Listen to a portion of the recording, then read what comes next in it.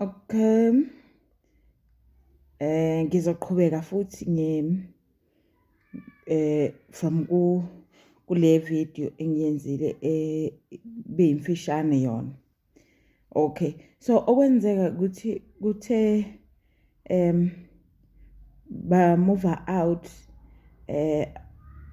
umndeni lo engithe kwakuyicouple ngoba kwaqasha imindeni emibili ekhaya kubaba nomama. So wase ba move out lo mndeni wabafana abathathu, and then laba base be move out bemuvisa out ukuthi umyeni wakhe wayeseshonile, so base be move out. Okay. So iyaqhubeka ke indaba yami yocansi yokuthanda abafana. So ngase ngilale nabantu abesilisa abathathu noma ngithi abafana ababili nalo baba wayengwesithathu engase ngilale naye. So manje ke ngase grade 6. Grade 6 kwaba khona ke umfana owayengumakhelwane, indlu yakube mangikhawunta yayingesi4 kusuka from githi 1 2 3 and then yes4. So sayibiza le kodwa asishongo, kodwa izenzo zethu zazisho ukuthi into yethu siyithatha njenge relationship. So yena wayezalwe ngo1986, so wayemdala kumina ngo2 years.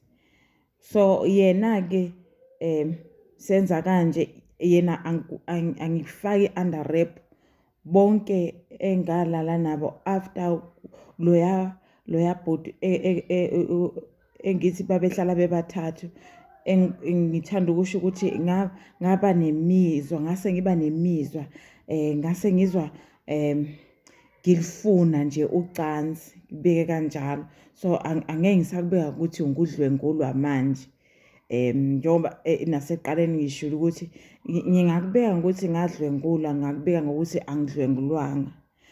So lo wes4 ngoba ngisho ukuthi sayithatha into le sayibiza ngokuthi i-relationship, noma singayibizanga kodwa izenzo zethu zazisho ukuthi siku relationship, siyathandana, uboyfriend no girlfriend.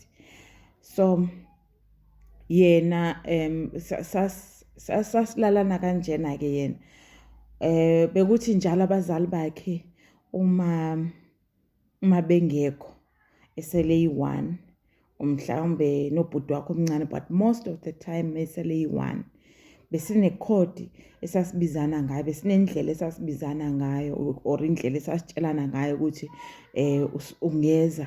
So mhlambe angenza ke i-code yethu esasibizana ngayo, bese ngiyaphumela phandle asho ukuthi mhlawumbe ayenze sign yokuthi woza ngiye kubo, and then masifika lapho ke siyalalana. And angikhumbuli ukuthi kwaqala kanjani, kodwa ngoba ngiyenza ama video okuzi expose, if ngiyakhumbula ngizokusho kwamanye ama video. Kodwa kwamanje ngifocuse la ekutheni ngidalule ngendaba zokuthi ngizithola sengumuntu othanda ucansi, ngizithola ngingumuntu ngingakubiza ngithi onomoya wokufebe, noma ozizwa ezizwa esefuna ukufeba, noma ezizwa efuna ukujola. So so lo bhuti ke sazwana kusukela ngenza grade 6, grade 7, grade 8, grade 9. Yeah, so ngagcina lapho grade 9 ukulala naye. So for 3.5 years silalana siku relationship. So into yenzeka ngesikhathi ngesisikhathi besihamba sonke esikolweni kodwa besingafundi isikole esisodwa ubeka ngikhaphe angishiya halfway through cause yena bekahamba ngebhayisikili. That's why ngisho kunini ukuthi lento yethu sasibiza nge-relationship isasenza umathandana kodwa ke kwakunocansi phakathi sasilalana inkinga ilapho. So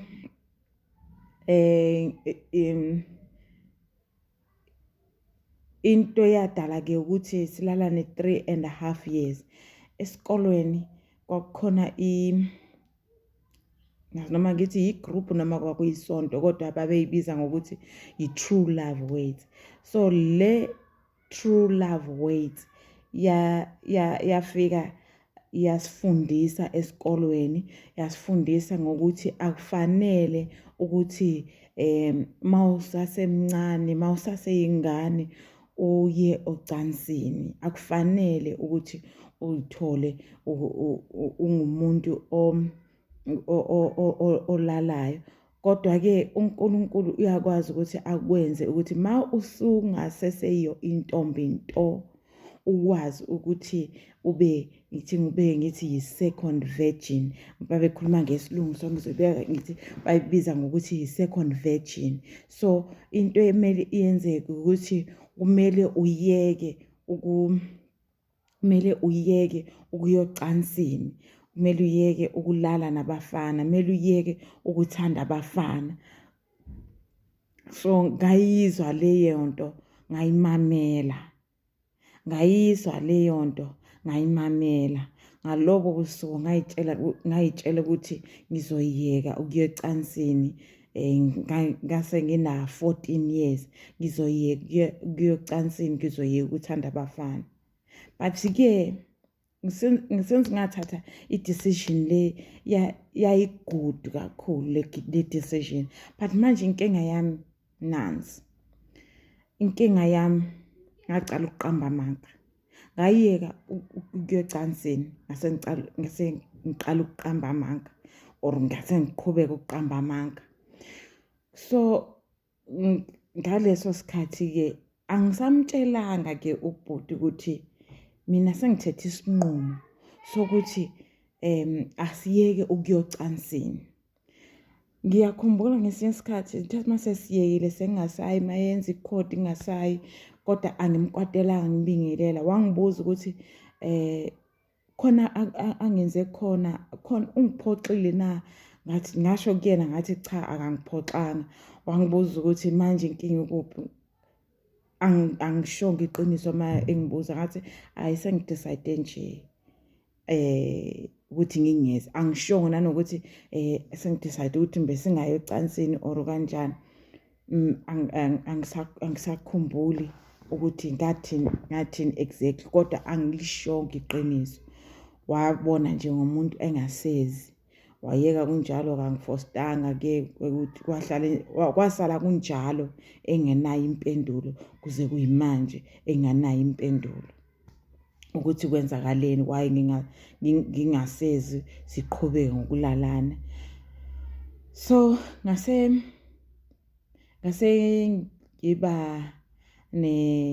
ngiba involved ku relationship. Ngaba involved in relationship after kulesi sivumelwano, but le relationship engaba involved kuyona ngiyacabanga ngase ngina 15. Angiyanga ngempela ocansini. Isinqumo sami ngaqhubeka ngaso sokuthi angingabe ngisaya ocansini ngimncane, sengifundisiwe ukuthi ngiyeke nami ngizoba intombi nto yesibili, second virgin. So ngase lo engangizwana naye angithi ngaqhubeka noma ngase ngaqala ukuthanda ukuqamba amanga. Ngase ngithi wangibuza mase sisonke ngelinye ilanga ke sobabili private eRomeni, wangibuza ukuthi ngisaseyiyona na intombi nto. Ngathi kuyena yebo ngisaseyintombi nto. Angikhulumanga iqiniso kuyena, angishongo kuye ukuthi angiseyiyona intombi nto. sengiyi intombi into yesibili noma second virgin, angidalulanga lokho kuyena. So i-relationship leyo yayiyakhelwe phezu kwamanga, amanga ukungavezi ukuthi angiseyiyona intombi nto. Ngamtshela ngathi ngisaseyiyona intombi nto. Saba ku-relationship for 2 years. So since le relationship yayiyakhelwe phezu kwamanga, bengiqhubeka. Yazi ngempela ngisakhumbula ukuthi ngangina-15 noma ngangina-14, because ikhona indaba futhi engiyikhumbulayo ukuthi khona ubhuti engazwana naye. Same time ngizwana nalo ngimqambela amanga ukuthi ngisaseyintombi nto, ngibe ngingaseyiyona intombi nto.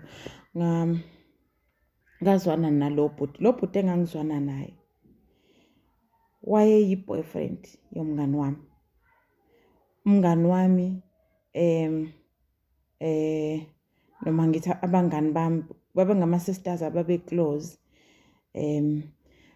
So leyo boyfriend engangizwana nayo wayehlala ekhaya kugogo, wayengumakhelwane kugogo. So ikolo mayivaliwe bengithandana naye. So lo engithandana naye, i-relationship yethu yayakhele phezu kwamanga. Ngangihlala noma, but ngina-14 ubaba wami washona, ne? Ubaba wami washona ngina-14. So angisakhumbuli-ke ukuthi washona emva kokuthatha isinqumo lesi engasithatha esikolweni noma before, angisakhumbuli. Okay, so lo ngangithandana naye, ikolo mayivaliwe ngiye kugogo, naye azange sayocansini. Kodwa ngangithandana naye ngibe nginomunye. So mangithandana naye-ke yena akangibuzanga ukuthi ngisaseyintombi nto or kanjani, kodwa I would like to believe ukuthi wayenayo into yokucabanga ukuthi ngase ngibe yintombi nto. So lo wayeyi-boyfriend ngoba kade ngichaza ukuthi wayeyi-boyfriend yomngani wami. Angimbuzanga naye ukuthi okay, siqala i-relationship. Inkinga ngalama relationship, akumane kuqale nje ukuthi mhlawumbe umuntu nibonene niyazi uzumthanda. Angithi vele nginale nkinga yokuthanda abafana, though ngase ngithethe leso esinqumo sokuthi angisayocansini, kodwa ngangiba involved kuma relationship, but ngizama ukuthi ngingayi kodwa ocansini. Kodwa mangizama ukungayi ocansini ngangiqamba amanga ngizenze intombi nto ngiyeyona. Ngangayiveza indaba yokuthi angiseyiyona intombi nto, sengiyi-second virgin, okunje nokunje kwenzeka. So loyo-ke engangizwana naye, ngihlala noma ngoba ubaba wayeseshonile, ngihlala noma sazwana until grade 10, and then I had to move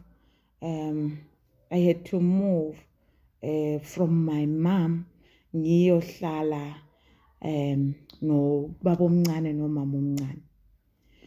And then lo semakhaya kugogo, ne, wasengitshela ukuthi yena he has to move, asuke emakhaya, but she's moving out of the country, uzoya eLesotho. Okay, wanginikeza-ke iy'namba zakhe. Manginikeza iy'namba zakhe, we communicated once or twice inkathi eseLesotho. Sasa-communicate ngama-landline those days. So wa-communicate nami-ke, wangifonela nge-landline, ngamnikeza nami lokhunjana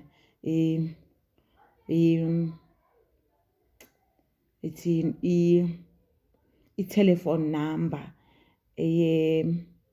la ngizotholakala khona.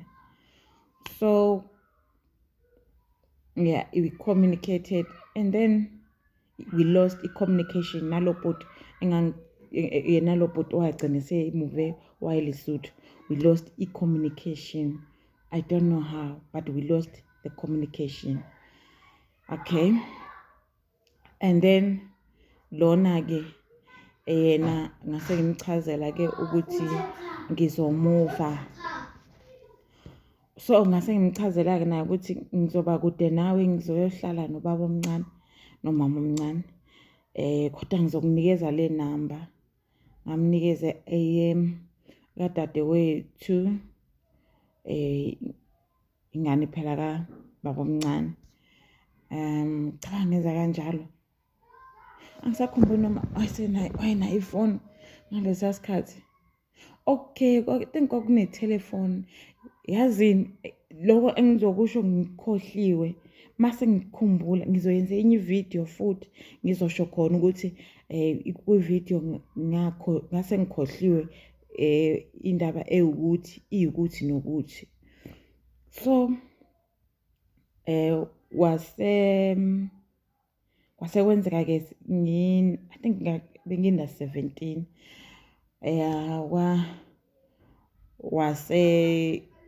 Wasengifonela ke ngitshela ukuthi ukhona around, and then ngezwa ngingasamthandi ngoba kwakukhona omunye ubhuti ngangathandani naye, wayesangishela. And then sahamba sonke nodadewethu. Sahamba sonke nodadewethu la ehlala khona. Kusho ukuthi ngenkathi engishela angazi ukuthi ngithi wayebukeka emuhle, fake nezibuko. Yeah, wayebukeka emuhle fake nezibuko. Ngamthanda, ngamfaka enhlizweni. Kodwa ngithe sengibona mase khumula izibuko, angazi ukuthi akasagezekanga, nga lose interest, ngayeka. And then lo sengibonisa ukuthi lo ekade sizwana ngise high school, engamqambela amanga ukuthi ngisaseyintombi nto, ngisho ukuthi ngavela nga lose interest. Kwasebenzekani kombi, I think kwahlala ke ama-months wadlulisa, something like that. And then kwenzeka ke ngeValentine washo wathi ukuthi ungithengele, kusho ukuthi waxola. And then ngeValentine wangithengela ipresent. Wakade ejwayele vele ukungithengela ama-present makuyiValentine. Valentine wasengithengela, ngathi hayi anginandaba naleyo Valentine. Kusho ukuthi phela ngoba ngase ngifake enhlizweni lo bhuti engichazele ngayo ukuthi kodwa asisabanga ku relationship ngoba sengibone sekukhumula izibuko. Ngase ngingasabona lokuhle kade ngibona ngenkathi efake izibuko. And then so angisange ngisathatha ke ipresent yami yeValentine. And then kwaba khona futhi omunye wangishela. And then lona wayengane yesikolweni naye, kodwa ke yena angisakhumbuli, kodwa engazi ukuthi wayemncane kunami ngonyaka, wa 1989. So sabonana besivamise nodadewethu kuya hambe bayibiza yini lento ukuthi sihambe ku-youth enkonzweni yabo, kodwa hayi esabatheni. So sakwaditshana lapho nje njalo uma kwenziwa ama-cell group, ama-cell group ke sabonana lapho. So yena ngase ngibona ukuthi unamahloni actually unamahloni engazuthi yimina engigcina sokufanele kukhulume kakhulu mina ku relationship. So ngasengingathandi ngendaba yalokho. The reason why ngikhuluma nama relationship engayanga ocansini ngenzela ukuthi imemory yami ibuye kahle hle ukuthi ngithe mangisuka lapho ngenzani ngisuka lapho ngenzani suka lapho do ngishilo kunini ukuthi ngiveza ngokocansi kodwa lawa amanye engiwaveza akuwona awocansi kodwa anamanga phakathi.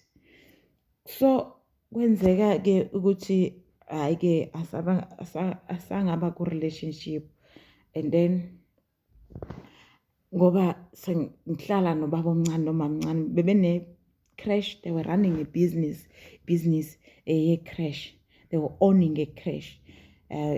So elokho njana crash ke asengidibana no ongumyeni wami manje ngina 17 years. Wayeletha ingane kabhuti wakhe ecrash. Ngamthanda amfaka enhlizweni ngoba ngishilo ku video le yaqala ukuthi nginenkinga yokuba yisiphukuphuku nje, yokuba yisiwula, yokungaboni nje izinto ezinhle, yokumane nje ngithole sengenza into ngingazi ukuthi ngiyenzelani. So ongumyeni wami ke manje wagcina engishada, sagcina sishada. Wathi ngina 17 years I was still under isinqumo sami engasithatha ngina 14. Yeah. Wathi ngavuma ukuthi yebo siyathandana, singathandana sibe ku relationship, yebo siyathandana, sesiqomene, ngibike kanjalo ngithi sesiqomene sesiyathandana. Manje inkinga ke ibula bami those days ngase ngithanda kakhulu ukuya enkonzweni. Actually ngiqale ngina 15 after kwenza decision yami I started being serious serious being a Seventh-day Adventist.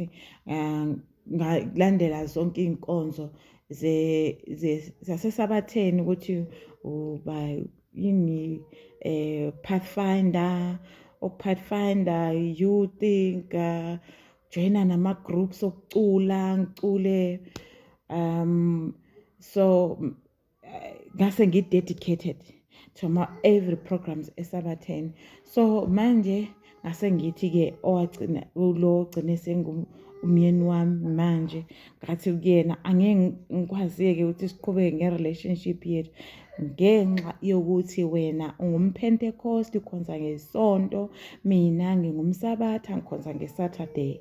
Into engiyaziyo ukuthi umuntu okhonza ngeSaturday uyena ozoya ezulwini. If I remember very well, esabatheni sasifundiswa kanjalo ukuthi isabatha iyona inkonzo ezoya ezulwini, iyona inkonzo egcina isabatha and mugcina isabatha kuze kukhothe nama scriptures mawugcina isabatha uzoya ezulwini. Yeah, so that thing ukuthi ngizoya ezulwini ngagijabulela kakhulu ukuthi mangifa ngizoya ezulwini.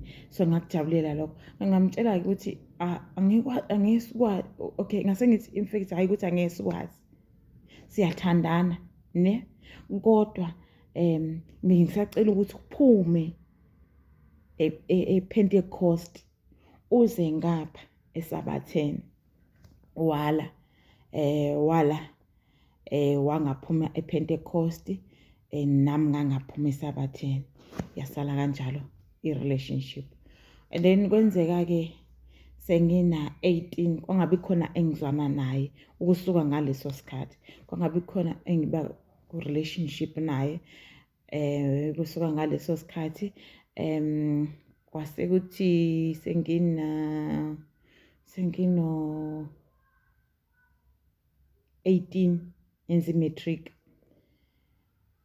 ngase ngiqedile imatric kwaku-December.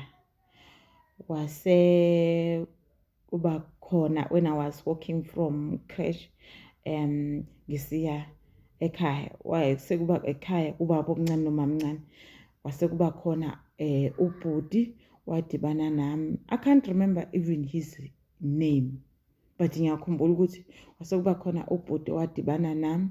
We exchanged phone numbers.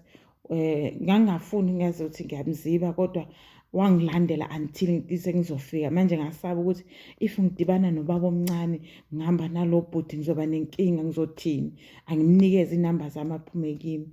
Kanti sengiqalile i-relationship ngokwenza kanjalo, ngamnikeza inamba zami, wangifonela. Kodwa umama omncane wangibona ukuthi sengiyathandana, wangibuza ukuthi usufonelwa ngabafana, wayengalwi nami, engibuza with an open heart.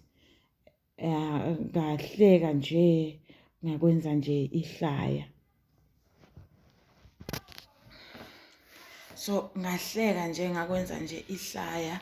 So wase kwenzakalani kambe? Okay, ngiyaphetha kanjalo-ke phakathi kwami nomamncane, and then sase siyahlangana-ke nobhuti. Mase sihlangana nobhuti sathandana 1 month. Mase sihlangana nobhuti ngihamba ngaya kwakhe, kwakhe erumini, waqashe erumini. Ma sengifika-ke lapho la ayibonise kahle. Okay, lesondele so. Yeah.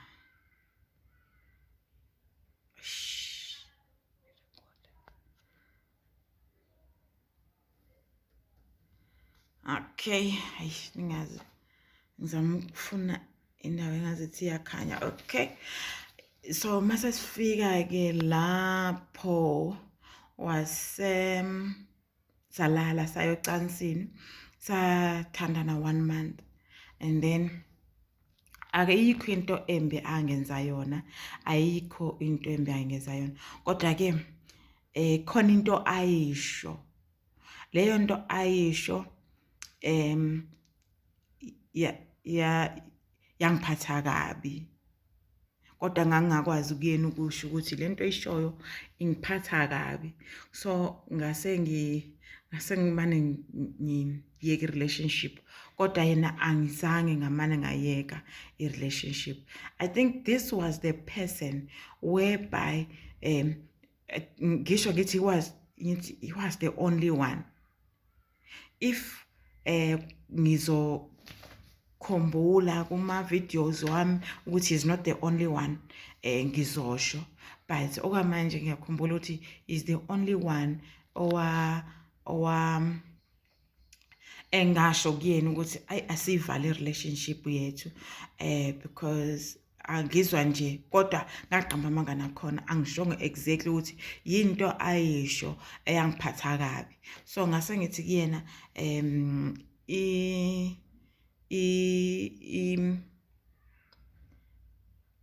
ngizwa nje ngingasathandi.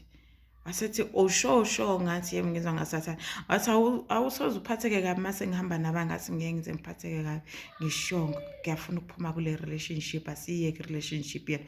Wa-understand, sayiyeka i-relationship, sathandana 1 month, kwaba kanjalo. Azange saxabana, azange wakhona into ayenzayo ukuthi mhlawumbe ngoba sengivale i-relationship yaphela kanjalo, kodwa ngalala naye kanye.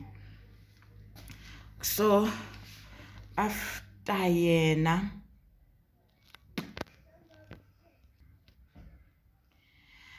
ngoba ngisho ukuthi inkinga yami nginobuphukuphuku nje, azingivesana nje ngibe yisiphukuphuku. Ngithe kulo owanjani ongumyeni wami manje, umuntu ongase ngimsabatha, angikwazi ukuthandana naye, kuzomele asuke la ekhona akhonza khona aze ngapha eSabatheni.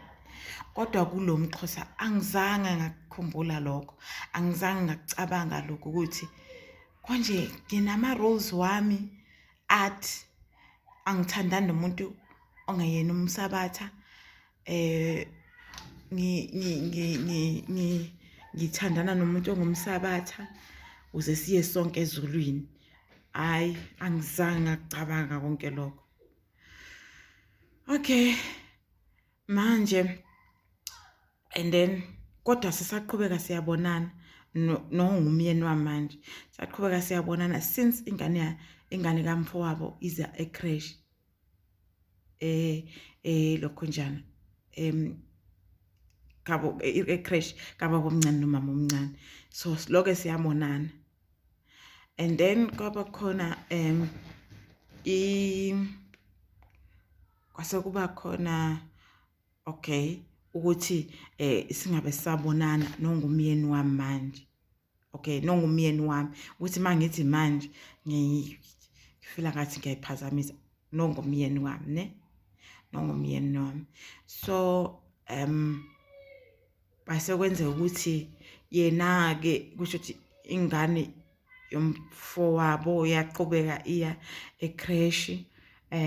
Bezama zothu ingane somfowabo ziya ecrash, and then wase kwenza ukuthi family issues phakathi kwababa omncane nomama omncane wase kudala ukuthi mina ngabe ngisaya sebenza ecrash, and then I had to go and work in another preschool ekungiyona yasekhaya.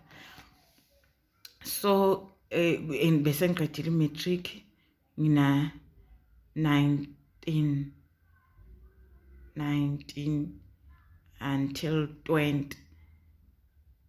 Then ngoNovember ngase sengithola umsebenzi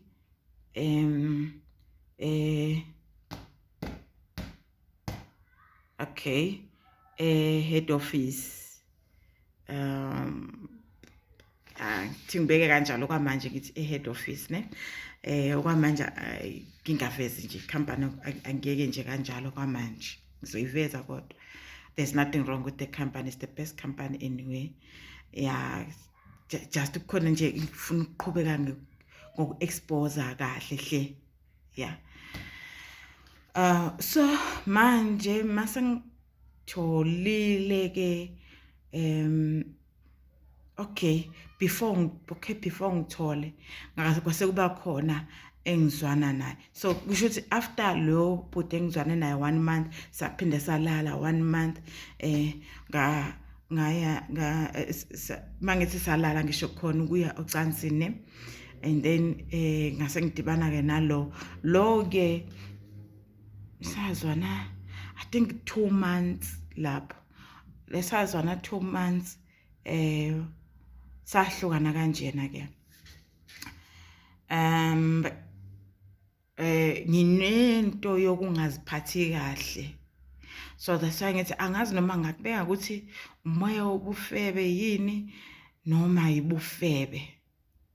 So kwenzeka ngelinye ilanga mangisuka enkonzweni ngisho khona eSabatheni, mangisuka khona eSabatheni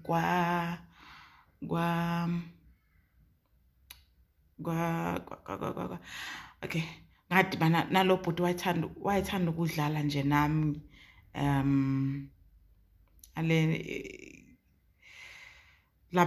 labafana nje bavale bakuthathe njenge girlfriend, and nawo usazi ukuthi akusi boyfriend yakho akudlalise ngo-girlfriend nidlale nani girlfriend boyfriend kwakunjalo. So loyo bhuti wayewu-commercial wayethanda ukudlala nami kanjalo, so wasedlala nami kanti sengiku-relationship nalo bhuti ngisasebenza ecrash kodwa hayi kababa omncane noma mncane ngithi hayi yasekhaya sengisebenza kwenye nje umuntu nje oyiranela i-preschool yakhe. So lo commercial lento yokuthi ngoba ujwayele ngithi ukudlala nami wasedlala nami kanti ngihamba ne-boyfriend wathi yo udlala nami wenza kanje, why wenza kanjalo. Kube lo muntu ubephethe isibhamu, kube sengidubulile ngafa, kube sengishonile ngoba manje sesiyalwa sibanga wena. So yaphela kanjalo ke relationship leyo ukuthi no, if uyintombazane eziphethe kanjalo ngeke ngikwazi. And then yena angisakhumbuli kodwa ukuthi ngadalula no, angimtshelanga ukuthi angiseyiyo intombi nto, kodwa khona ngesinye isikhathi esacisha salala khona ngala ukulala naye, angisangavuma ukulala naye, kodwa it was after i-relationship le 1 month sengilalile, kodwa kulo ngala ukulala naye. And then so i-relationship yethu yaphela kanjalo athi if intombazana eziphethe kanjalo ngeke ngikwazi mina ukuthi ngithanda nomuntu owenza kanjalo. So yaphela kanjalo ke relationship, kodwa siyaqhubeka siyabonana nomyeni wami. So masibonana kodwa besike sihlale mhlawumbe ama-months singabonani, besike sihlale ama-months singabonani, kodwa la sibonana khona usaphila unjani kanjalo nje. And then after loyo bhuti esahlukana ngenxa yokungayiphathi kahle kwami, ngase ngidibana no owagcina engubaba wengane yami yaqala, i-first born ngesilungu. Okay, belona kusho singazona ngithini, angithi manje vele ngumuntu oqamba namanga. Of course lo esahlukanisela naye wayengumsabatha, esahlukana ngendaba yokungaziphathi kahle kwami, ukuthi mangizwana naye ngivumela abafana badlale nami kanjalo, ngibe ngisazi ukuthi ngiku-relationship naye. Why right into ayenza kungaziphathi kahle lento manje siyenza amantombazane, ukuthi khona umuntu okudlalisayo as if niyathandana nibe ningathandani. So lento yokudlala uma-girlfriend boyfriend, kodwa uyazi ukuthi akuyona i-boyfriend yakho, akuyona i-girlfriend yakho, uthi nje uzwa nje nidlale leyo game nje. And then mangiqhubeka-ke ngase ngizwana-ke nalo engithi waba ubaba, sathola ingane, waba ubaba wengane yaqala. Ngithi hhayi ngumsabatha, bese ngina 20 noma 21, because ngaba nengane firstborn ngina 22, and by the time ngiba nengane ngina 22, ngisho nefamily ngiyakhumbula umndeni wawungithatha njengentombazana eyiphethe kahle kakhulu, ayingithatha njengentombazana eyisaseyintombi nto. I remember I was planning futhi ukwenza i-21st no-aunt wami, ngiyamtshela. So it failed along the way. It failed ngisebenza, kodwa ngase ngisebenza, that's why ngisho ngithi ngangisebenza e-head office ngaqala ngo-2008. Ngizoliveza igama mhlawumbe lala ngangisebenza khona, but okwamanje ku-right, kodwa ngishilo ukuthi it's not a bad company, it's a good company, it's a best company, because I worked there for 13 years. But anyway, I'm about to expose ububi bami ne. So so ngisebenza lapho, so ngangithola imali, so I gahluleka ukuplana for i-21st. So u-auntie kusho ukuthi mayezwa le ndaba ze-21st batshela ukuthi hhayi seyintombi nto. And then ngoba ngisho kunini ukuthi inkinga yami ngithanda nokuqamba amanga, inkinga yami nginamanga, ngoba ngisho nento inkinga yami nginamanga, ngiyawathanda amanga. So lo naye wakholela ukuthi ngiyintombi nto. Manje yena into eyaba buhlungu ukuthi sithe masiyocansini waba nesiqiniseko ukuthi vele ngisaseyintombi nto. Into eyadala ukuthi abe nesiqiniseko, abangani bami laba engichazele ngabo ukuthi i-boyfriend yakhe ngazwana naye yamuva out of the country aya ngaseLesotho. Abangani bami labo bangipha i-tip yokuthi ungenza kanjani ukuthi ube yi-second virgin, but manje kwase kuphambana nalento eyayi-right engangiyifunde esikolweni. So le engangifunde esikolweni yayi-right inoNkulunkulu ukuthi second virgin uyeke nje vele ukulala, but manje laba babengifundisa ukuthi ngifake khona athini fake khona isihlahla nje abangifundisa sona ukuthi siyafakwa ngaphansi isitho sangezansi khona, bese kuyavaleka ube sengathi ubusuyabuyela ube yintombi nto. And then ne-vinegar, athi ne-vinegar uthela i-vinegar usitho sangenzansi and then kuyavaleka, then umfana umezolala nawe uzwa intombi nto. So ngamtricka kanjalo-ke ubaba wengane yami yaqala, wathi mayelala nami wayitshela ukuthi ngisaseyintombi nto, kanti akazi ukuthi ulala nentombi ye-vinegar noma yalesi sihlahla engisishoyo ukuthi cause laba bangani bami babehlala emakhaya kugogo, so ngangibabona njalo ma iy'kolo valiwe kugogo. But nabo-ke we exchanged phone numbers because ukuya kwesikhathi wangibuza-ke ukuthi kanti kuhamba kanjani ukuthi ngithandane ne-boyfriend yakhe. Ngahluleka ukuphendula, khumbula ngathula efonini, wangithethisa the way afuna ngakhona, angizange ngamkwatela. Yeah, I think yaphela kanjalo nakhona i-friendship, noma ngithi yagcina kanjalo i-friendship yethu. Angizange ngaphinde ngakhuluma naye. And then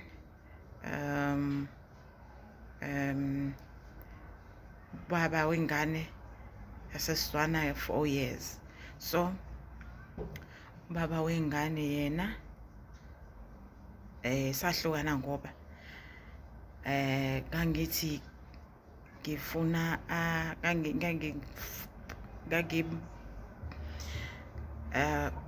forced ukuthi alobole, kodwa ngangimforced ngendlela, okay ngizoyidalula kwenye video ukuthi ngangimforced in which ways, ngangamtsheli nje direct. Angithi le video ngisaqhubeka nje ngiveza ngendaba zocansi. And then during le 4 years kwenzeke ukuthi ingane na 2 years saxabana, then sahlukaniselana. Ingane na 2 years kase kuba khona ukuthi ingane until yazi noma 10 months 11 months yini